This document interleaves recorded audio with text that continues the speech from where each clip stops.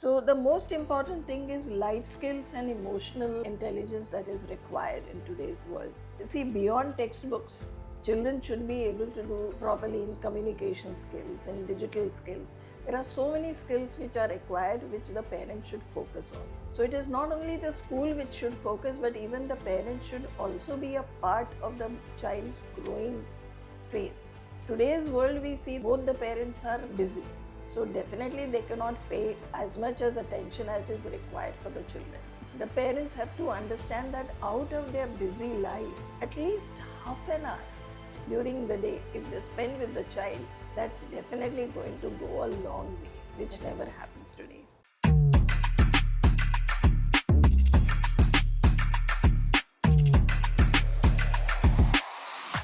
Welcome back once again to my show, Noble by Richa. It's a corporate podcast, and this season is about the education sector, which is going to connect with the corporate chaos which is happening every day. So, we have our guest, Nivedita Matkekar. So, welcome here on our show, ma'am. Thank you. Thank you so much. It's a pleasure to be with you, and I'm sure we are going to have fun in the next few moments. Definitely, ma'am. Yes. Well, I'm Mrs. Nivedita Madkikar. I'm in the education field for almost 47 years. So, this is more than when you were even born. This education field, I have seen all the changes right from 1968 Okay. to 2025. So, it's a long period where I have been in this field and I've seen a lot of changes all around. If you talk about my family, I have two children. Both my children are doctors. One is an ENT surgeon, and one is a doctor with psychology as her main subject. My husband was a radiologist, and I have a grandson Okay. who is 5.5 years old now. So he is in this same school. RIMS International School was founded by Mr. Musib Rais, and this school has been the pioneer of bringing Cambridge to India. So the Cambridge which was brought to India in 2000 was brought by RIMS International, which began in Mumbai. Then we had a branch set up in Pune, that was in 2005. So I was the founder principal of the school. In between, yes, I had moved to different schools, but now I'm back because the management wanted me back. So I'm here to see that the RIMS International grows as it grew earlier. It's great to have you here, ma'am, and It's know my your pleasure journey. too. So I have a quick question for you before we start for the different questions. Yeah.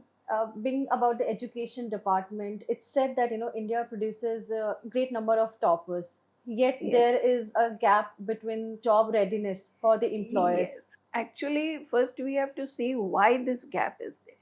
Because unless and until we understand why this gap is there, it's not easy to tell about the gap at all. So, the first most important thing is we are most on theory based learning in the school. The education system focuses more on theory based rather than practical based. So, that is why we have a gap. Secondly, is the lack of practical exposure. We have no practical exposure for our students at all, anywhere.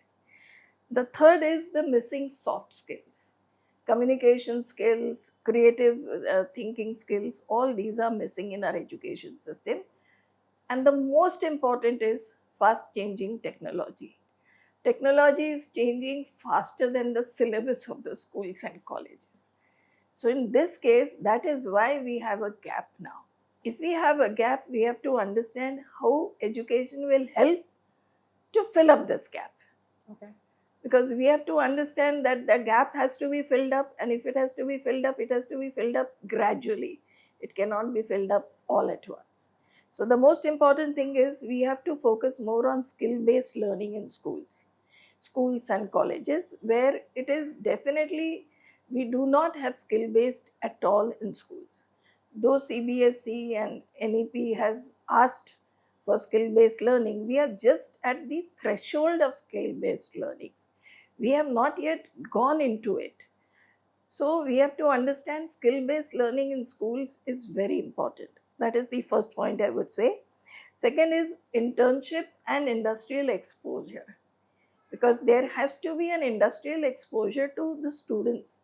especially of the 8th, 9th, 10th, 11th, 12th standards, if we give them exposure to the industries, that is how they will understand that what exactly these things carry on. Unless and until we do that, when they go for interviews, they are lost. They don't know anything. The third point is focus on soft skills. Soft skills, digital skills, all these things are also, of course, now we are, as per NAP, we are trying to do it. But yet we are not 100% into it. As other countries, we are not into soft skills at all. The curriculum has to be updated. We have been from 1986 to I think 2015, almost 35 years, the curriculum was not updated at all. So, if this curriculum is not updated as per the changing technology of the world, we are definitely going to fall back. So, that is one more reason. Then, our teachers. Teacher training is absolutely important because teachers have been brought up in the same old fashion that the students are going today. So, if they are not trained for the modern technology, if they are not trained for the modern things which are required in the industry, we cannot expect them to do any good at all. So, teacher training is a must. And then the role of students. The students should be learning beyond the textbooks. That does not happen in any schools. Of course, Cambridge curriculum, what we are following in our school, Cambridge curriculum always wants the students to do self-study right from grade 1 onwards. They should understand what is the meaning of self-study, how to do research. Unless and until this happens, I don't think so we'll be ever able to work on the gaps in the industry. So the conclusion will be India does not lack intelligence. What it lacks is skill-based assessments, and anything that is required with skill-based, this is what India lacks. It's not intelligence. We have many intelligent students. So on this pretext, can you share some, light about how RIMS is, taking actions when it comes to changing the curriculum or the skills and the upgrade for the students? Yeah, in RIMS, what we are trying to do is, see, basically this year I focused on two main subjects in the school, that is English and mathematics. Because unless and until English is looked into with all respects in all subjects, we require English as a base. Science, social studies, ICT. If you do not know the English language properly, you cannot comprehend. So we are working with the basic concept skills required in English. Similarly, mathematics is one subject where we have to really focus on because maths is required in all fields of life. Of course, in RIMS, from 9th standard, they can choose their fields. They can choose whether they want commerce or whether they want science or whether they want humanities. They can choose from 9th standard in Cambridge. But to make them understand that these are the different aspects, we have to take proper action with these two subjects.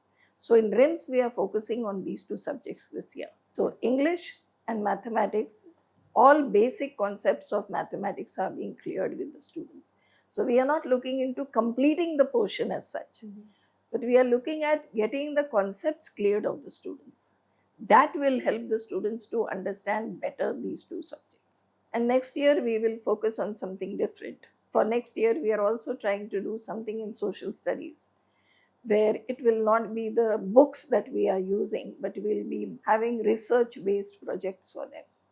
And how about the introduction and changes which is happening out there, introduction of AI and the technology? So how we are utilizing and, putting across with the kids who, of course, will be the future of corporate or Yes. any sector for that matter. With AI, I think all the children understand what is AI. Right from grade 1, if you see, they are aware of what AI is. So it is not that we have to teach them. Today's generation is faster than what even we can think of. They are on the mobiles, they know how to browse, they know how to, move forward. So AI is something which, if it is used properly, it is only then that it will be helpful for the children. Another thing is Chat GPT, where children are using Chat GPT. According to my opinion, if you use Chat GPT, what happens is your own originality doesn't exist at all. So we try to tell the students not to use ChatGPT for certain things. For certain research projects, we can allow them. But for getting the answers, we don't allow them to use ChatGPT. Because if that is used, then what's the sense in having the curriculum at all? So, adding one more question, like since you said that you have a longer experience in the education department, Yes. so you must have seen the blackboards, the black and white Yes, blackboards, yes. and now the digital class. Yes. So, what is the change which you feel that is it going to be like putting a good impact on the kids, or are we just imposing the digital world too much, which is causing harm to the kids? Because as for the parents, they think that too much of digital screen is causing harm to their kids. So, what is your Yes. point of view on this? Actually, my point of view is it should be used judicially, because digital boards and all are definitely good, because children, when they see things, they learn better. This we know. But during our times, we have used blackboards. We didn't even have green boards. So, from blackboards to digital boards is the whole journey that I have seen since, you can say, 1960s, 70s to 2025. I have seen this journey. Yes, children are more aware now. What we were not aware during our times, even till the 9th and 10th standard, nowadays children are aware in the 3rd and 4th standard itself. So this is a change which is definitely positive. They are more aware. They are definitely understanding much better than what we were understanding. We were very naive actually, if you see. But then if you look at whatever our generation has done, we have all stood up in the society properly. So, the most important thing that the students have to understand and learn is rejection, which today's generation doesn't know at all. They do not understand what's the meaning of rejection, because rejection comes in every walk of life, and our children are not prepared for it. So, that is something which I feel, the rejection of screen time, the rejection of things that they want. If this is not looked into properly, I don't think so the digital world will ever help the students. So, adding for the next question, so there is a debate going on when it comes to corporate parents, Yeah, yes. paying a huge amount of fees, which is, of course, much needed in this, changing environment where the upgradation of skills and AI is required. But there is a debate out there that if we are paying fees, so what should we expect out of only the marks and the certificates? How it's going Okay. to add benefit to their kids? Is your point of view on this? Actually, if you look at it, marks and certificates are definitely important, but they are no longer enough in today's world. That's not enough today. Corporate parents invest in education, not just for academic success, but also for their child's future readiness, which is not seen. So, for that, I think what are the key values that the parents should look at? That is one thing which we have to focus on, because you pay high fees for certain schools. What the parents expect is, if we have put the child in the school, the child should come out as a ready made good product of the school. Mhm. But that does not happen single handedly. It has to be a partnership between parents and the teachers and the school. So, the most important thing is life skills and emotional intelligence that is required in today's world. See, beyond textbooks, children should be able to do properly in communication skills and digital skills. There are so many skills which are required, which the parents should focus on. So, it is not only the school which should focus, but even the parents should also be a part of the child's growing phase. Today's world, we see both the parents are busy, so definitely they cannot pay as much as attention as is required for the children. But somewhere the parents have to understand that out of their busy life, at least half an hour during the day, if they spend with the child, that's definitely going to go a long way, which never happens today. Then, career readiness. School should provide exposure to different careers. In RIMS, definitely we have career options which are more than 400 different careers which we can expose the children to. Earlier, it was only doctors, engineers, or architects, but today's world doesn't stop at that. There are so many avenues open for students. Now, recently, actually, we are doing a program called as Sparks program through ISRO. So, I'm closely associated with the ISRO group. We are doing something for the space And that has come into schools now. So the schools are also getting ready for space programs, because in the next 10, 20, 30 years, space is going to be a huge avenue for our students. So this is something also which the parents have to understand, that these avenues are opening up and they have to look at these avenues also. Then critical thinking and problem solving is very, very important, because if a child doesn't know how to solve a problem, for him to get into the corporate world is very difficult. Another thing most important is global exposure. Today you can see it's like a global village all around. We can have, breakfast in Tokyo, have lunch in India, and then go for dinner in London. So fast the world is growing. And so the global exposure for children is very, very important. So what I feel is, in such cases, for corporate parents whose children are looking into corporate sections to be absorbed into, they should look at all these pointers, and at least half an hour of the day they should be spending with their children, right from, you can say, nursery, LKG, UKG, up to grade 12. It is important that parents spend some time with their children to understand what the school is doing, to understand what the child is doing. It is only then the parents will understand where the child is going. So, do you feel that there is a less resilience between the parents and the kids in understanding each other? Yes, there's a lot of differences. Parents today, of course, there are 50% of parents who do not think what we missed in life our children should get. There are 50% of parents who think what we have missed in our life our children should be doing. So they focus more on what their ambitions were, rather than looking into what the children likes and dislikes. So this is something which every parent has to understand, that whatever you had your feelings about the different careers, don't enforce it upon the child. There are cases which come to me which says, my child is interested in football. He wants to make a career in football. So in such cases, we have to allow the child to do what he or she wants, because they have to learn the hard way also. If that happens, then what will happen is, the child understands that if I fail, it will be my failure, not my parents' failure. That is also an important aspect of life. So that is what I feel, that in such cases, the parent should not force upon the child what they have missed out. And they want their children to do what they have missed out. Of course, if you see, today's child is more pampered, because the parents feel, during our time, our parents were so strict, so let us not be strict with the child. But somewhere that line has to be drawn. Strictness has to be parents. You can be friends with your children, but only after a certain age, not before that. And with this global connectivity, which you did mention, and I have heard that nowadays schools have, like global trips, Yes. field trips, and all. So, what is the purpose of it? Because parents out there say that, okay, the fees are taken for extracurricular activities Yeah. more in the school compared to the education. So, what is Yeah. your point of view on this? Actually, exchange programs are definitely good.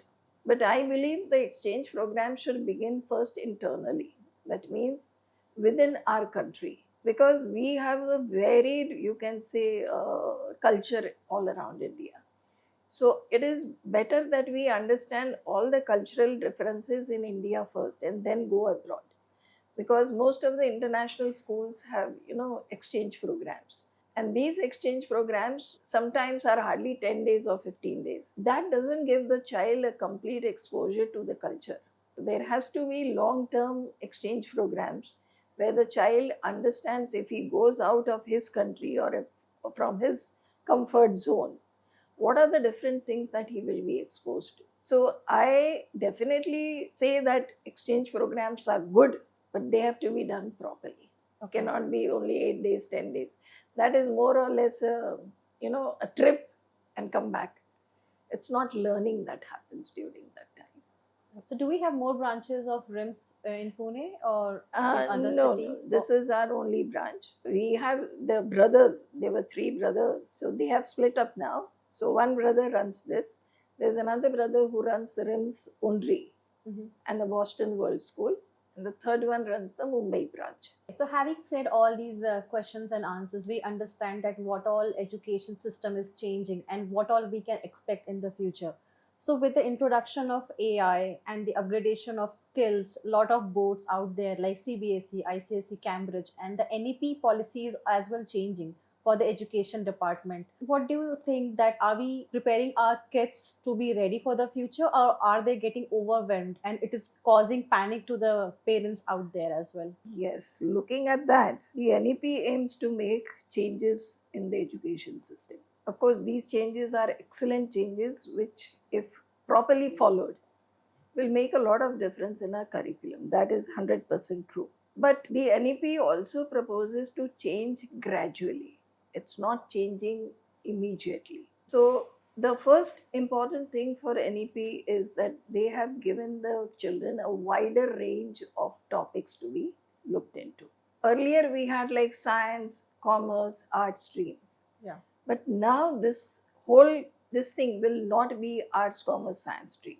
They can choose any subjects from science as well as commerce or as well as arts. So this is one important aspect which NEP has brought into, and Cambridge has already got it. So it's not that Cambridge has to do anything with NEP, but whatever changes, whatever was there in Cambridge is already coming in NEP. So definitely overwhelming for the children it is going to be if the change becomes too quick.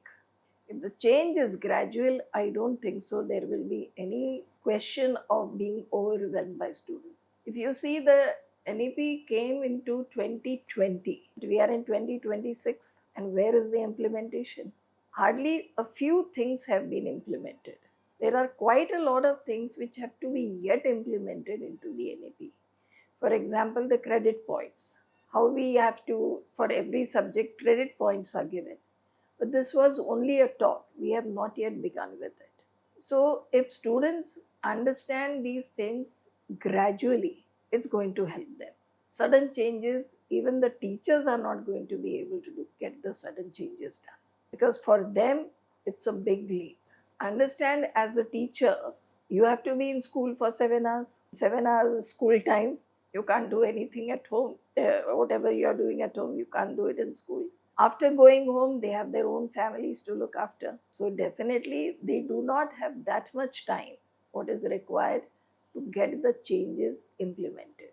So it will be a gradual thing. I heard that in NEP, they are planning May vacation. There should be no vacation for teachers. They should be doing their progressive work in these vacations.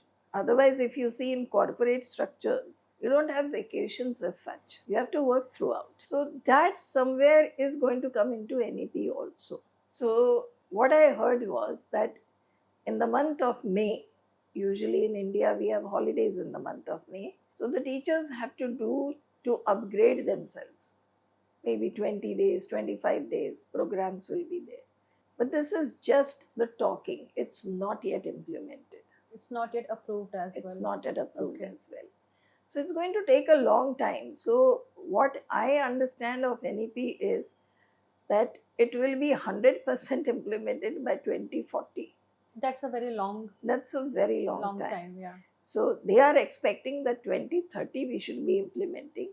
But now it is 26, and whatever they had proposed for 25, 26, it has not yet been implemented. So I do not think that it will be overwhelming for the students, because not so much has changed. Gradual changes are going on. So this will never have the children overwhelmed at all. That's my opinion.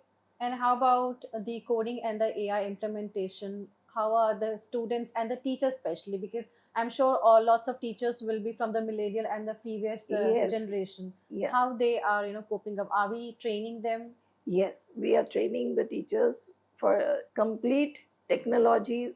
Definitely, we have to train the teachers, because without training, nothing can happen. Because they also belong to that age where computers had just come into the field. So they are also not so well equipped. And there are teachers who deal with other subjects like English, social studies. They are definitely not into the ICT program or the IT program. So they need a lot of training for that. So even in this school, I see every now and then I have to tell them that If you use an Excel, this is what you have to use. If you use a Word, this is how you will do it. So these are things which we have to train the teachers. So absolute training is required for them. And one more question on this part about the different boards. We have like different boards, and sometimes it's very difficult for parents to choose. Yeah. So why there is a difference, and what is the difference exactly if somebody chooses CBSE, ICSE, or Cambridge, or any board for that matter? What difference does it make? See, in India, we have 5 boards. First is the state board. Second is the CBSE, which is all around India. Third is the ICSE board. Actually, ICSE board came into existence from Cambridge because in 1947, when we got independence, the Britishers had to leave the education behind. If your grandparents, they must have done senior Cambridge or Cambridge exams. So in 1960, when they could not manage, that is how it was handed over to the ICSE board. So ICSE board was originally the Cambridge Board of India. So this is how the ICSE board works. CBSE is all around India. ICSE is also all around India, but ICSE focuses more on English literature, English language. There are so many subjects where in-depth knowledge is there.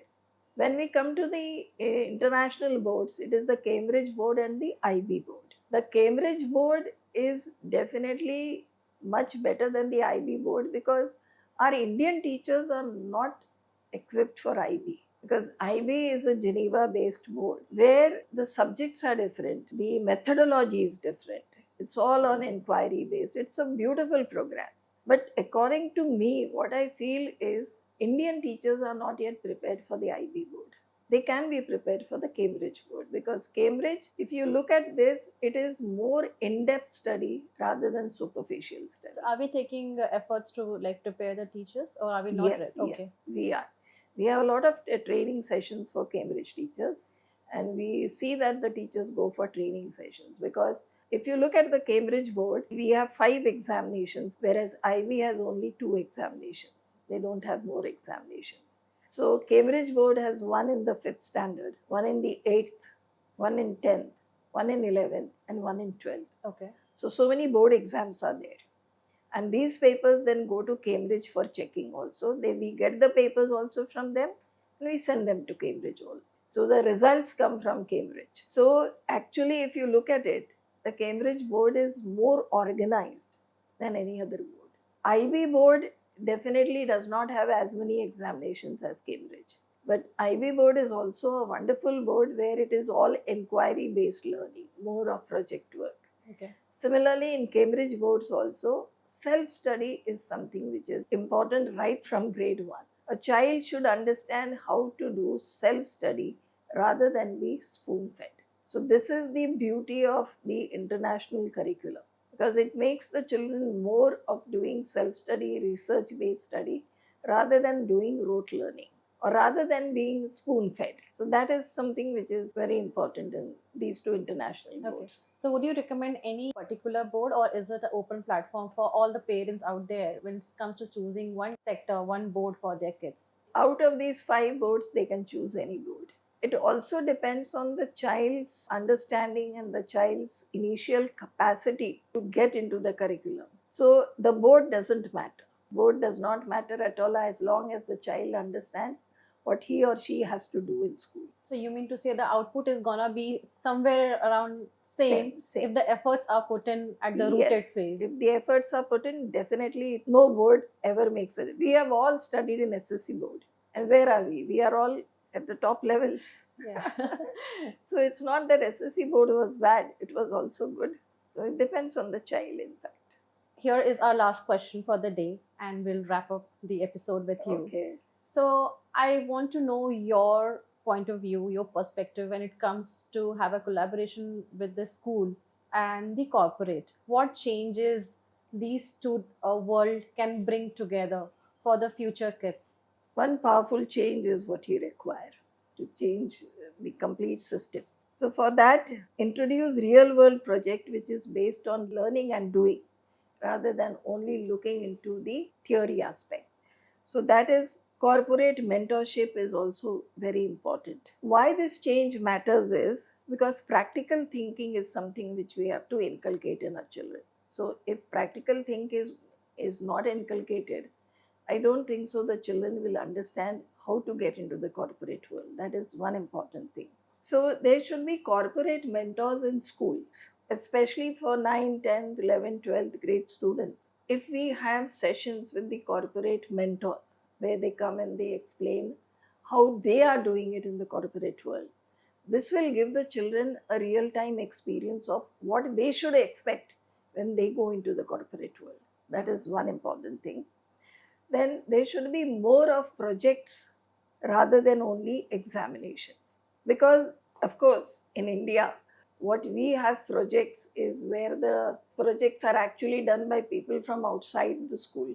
Yes. This should never happen. The project has to be done by the child himself or herself. Without the help of AI, Without for the sure. help of AI, without the help of external people. I don't know whether it is true or not. But when CBSE schools, when the projects were given, these projects were given to outsiders and they would charge some minimum amount and get the projects.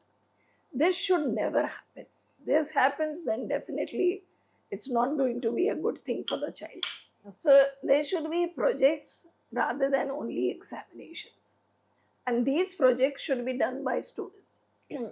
I remember in this school in 2010, I had given them a project. That time we were thinking of having an airport, because the airport now used by Pune is the Air Force Station's airport. So it was going on during that time that there has to be a new airport which has to be built in Pune. Okay. So I had given the students this job that they have to go to the airport and to make a project for an airport which they want to be built for Pune. And when they actually made that project, it was a wonderful project. Of course, it didn't go anywhere because after that I left the school. So in that case, the students actually understood how to prepare an airport. What is the meaning of runway? What are the strips? What are the different things? So these project-based learning is more important than actual learning from the textbooks, because this helps the child to get ready for the world. Because the world is not based on textbooks. It's based on real life Yeah, situations. the practical scenarios. The practical scenario. So this is something which I feel we should be making a change in our curriculum also. So it should be more of project-based learning than examinations. That is one thing. Then workplace skill training is also important. How we train the skills.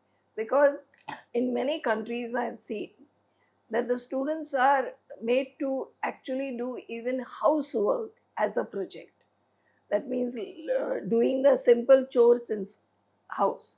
Yes. That is washing the plates, looking after a baby, or the laundry. So these types of skills also should be developed in our children, because the dignity of labor is something which we should be teaching. And sadly, unfortunately, in India, we do not have dignity of labor. We look down upon people who do the mundane chores of, garbage collection and all that. We never look upon them as somebody who is actually cleaning our society, cleaning our, our environment. So we should pay them more respect. This does not happen. And that is why real life situations are something which a child should be more exposed to rather than only exams.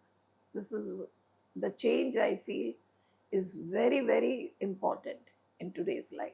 Yes, because I have seen one more video of the kindergarten of Japan country when it comes. Yes, yeah. yes. So they actually teach you day in day out activities, which I feel in India, we are yet to implement those Yes, scenarios. Yes, yes. So what is your take on this? Do we have plans from the RIMS that we are going to change and introduce Yeah. such We places? have been contemplating that, making the children, because if you don't make the children aware of the surroundings and how it has to be done, first of all, civic sense doesn't come in. Yeah. Civic sense is something which is very important, and in UK board, citizenship is a very important aspect of their curriculum. So we call it civics here, but citizenship is something which deals with how a child should be behaving in the society. So we are definitely working on that in RIMS, so that we understand that the child understands the dignity of labor. That is one. Secondly, the child should also understand that any work in this world should be taken positively, should not be taken negatively. So the first thing I started in the school is, when the children leave the school, they have to put their chairs back on the table, so that the housekeeping staff, when they go for cleaning, they find it easy. That is one thing. Secondly, I see that before they leave, before they disperse, they should clean the classroom. No single paper should be there on the ground. That is what I have started this year. So slowly we'll make the children understand that it is important to understand, first of all, the dignity of labor. Secondly, civic sense, which we see all around us is lacking, whether it is on the roads, whether it is in parks, whether it anywhere. Civic sense is something which we lack. And that is what I want to make the children aware of that. So whatever small thing I can do in school, I'm trying to do it. And would you like to give a note for the parents who are more prone towards, giving the gadgets to their kids to make them calm down? Just in the lieu of the context that, back then in our time, we were not given, Yes. and now this is much needed. But I feel that, the gadget supply should be on a lesser note. Yes, it should be on a lesser note. There has to be restriction that only so much time will be given to you for the gadget. That is one thing. Secondly, if you really look at the scenario of today's world, the children do not have enough playgrounds. They have societies where they play, but that is a very small area where they can play. Usually, children should be on the ground playing and running and playing in the mud. All these things should be happening, but that doesn't happen. So ultimately, for a child, boredom sets in very quickly. So if the boredom sets in, the best thing is take a mobile and look into it, because that is how their boredom goes away. So we cannot blame this generation for looking into the digital or the screen. But we have to, as parents, understand that we have to give them certain time. You will be given half an hour to use the mobile. After that, you have to stop.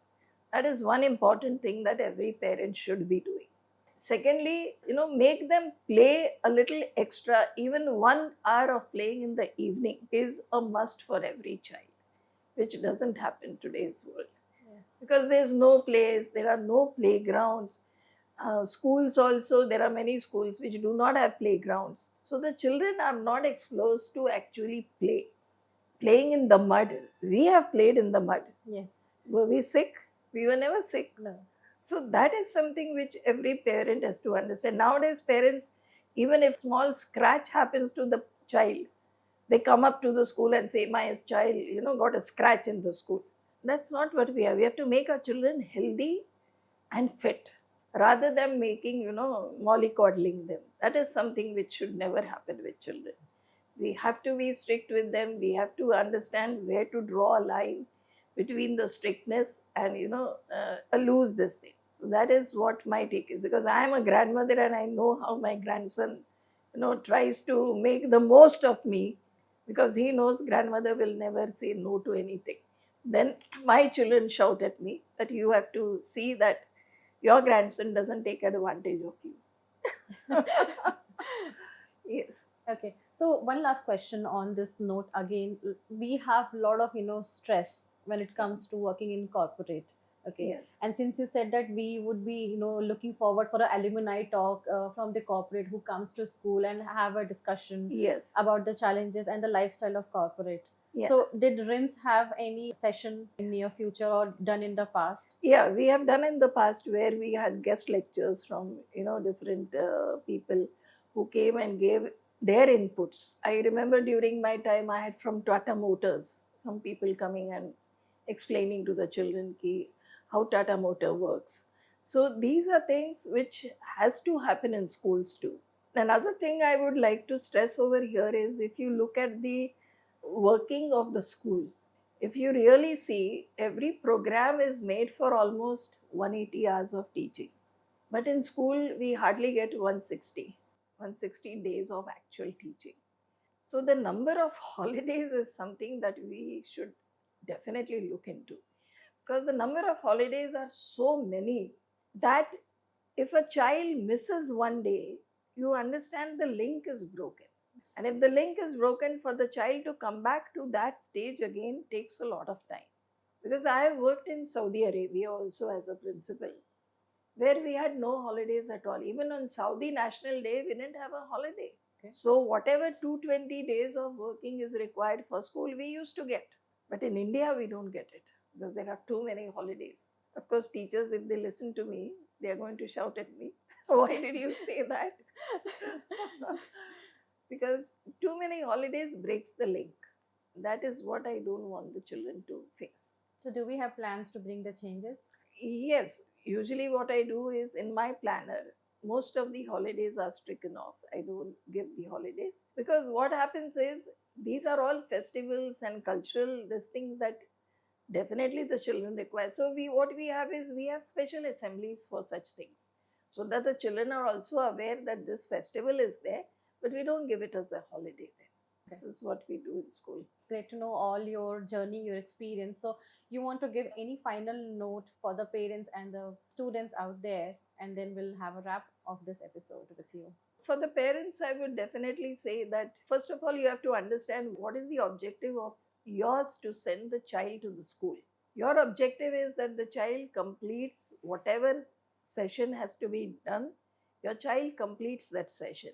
So you have to be a part of the child's journey. Whatever he or she has to complete, you have to be with the child. That is for parents, and understand that it is not 100% the school's responsibility, because in a school the child is almost 6 to 7 hours. Out of 24 hours, 18 hours the child is at home. So definitely the parents should also give a helping hand to the school to see that the child grows properly. No school wants the children to do badly. No school wants. No principal wants. So understand that blaming the school for certain things doesn't help. But work in partnership. That is for parents. For students, I feel they have to be more open to the discipline policies of the school. They should be more open to what the teachers tell them, because the teachers never tell them anything that is wrong. That we can guarantee. So they have to understand what the teachers are telling them, what the teachers want them to understand. So they have to do that. So these parents and students work in harmony with the school, then the results go up. That is what I have observed. So that's a great takeaway from your episode, ma'am. And thank you so much for sharing all your experience. And we are looking forward to shoot more episodes with you. And Yes. I'm sure this podcast and the conversation will bring a great mindset change between the corporate, the parents, and the students, the principal, and the school, and for the entire society. Yes. So that was the motive for this episode. So thank you so much once again for being a part of this journey of the show. Thank you for making me a part of your journey, because these are things which are really required in today's world. See, it's already the third decade of the century. We didn't even realize that it's the third decade, half decade is over. So the time flies very fast now. So we have to move with the time. So thank you for making me a part of this session. Thank you so much. Most welcome, ma'am. And for my audience out there, thank you so much for listening to this podcast, this episode. And I'm sure this will bring a great change in the mindset of the parents, teachers, and for the entire society. And stay tuned for the next episode. It's Noble by Richa.